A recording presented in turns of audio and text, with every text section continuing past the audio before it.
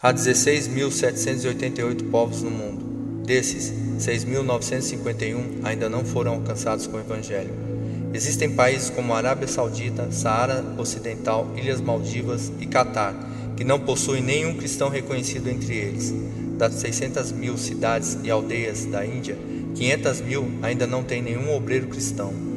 Cerca de 80% da população indiana pratica o hinduísmo, 10% o islamismo e somente 4% é cristã. A Índia possui 1 bilhão e 210 milhões de habitantes. Na China, ainda existem 500 milhões de pessoas que nunca ouviram falar de Jesus. Das cerca de 250 mil igrejas evangélicas existentes no Brasil, menos de 400 delas possuem um missionário trabalhando entre os povos não alcançados, incluindo também os povos indígenas brasileiros. Acreditam-se que morram 85 mil pessoas no mundo a cada dia sem nunca terem ouvido falar sobre a salvação que há em Jesus Cristo. O Brasil possui mais de 4.800 religiões. Os cristãos formam 92% desta população religiosa. Existem 40 milhões de crentes brasileiros evangélicos, ou seja, 21% da população.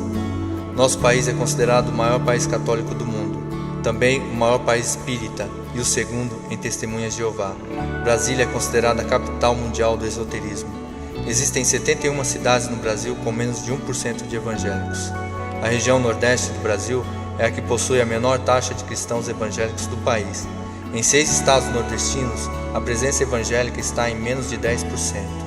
A região sul é a região com o menor índice de evangelização e o maior índice de crescimento do espiritismo e secularismo. Em toda a região sul, o crescimento dos evangélicos foi a menor do que no restante do país.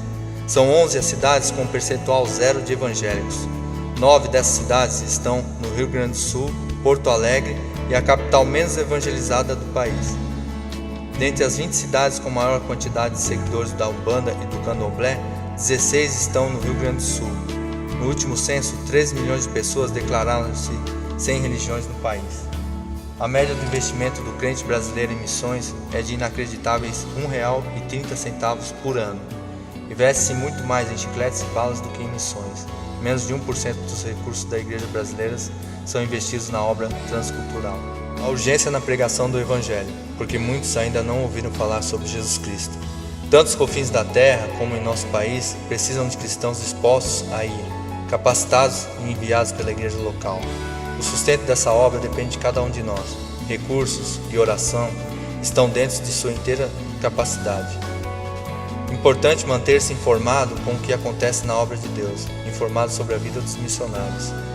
A comunidade Siloé é uma igreja cristã que cumpre a grande comissão, levando a mensagem da salvação onde e como o Senhor determinar, em Joinville, no estado de Santa Catarina, na região sul e no Brasil, até os confins da terra.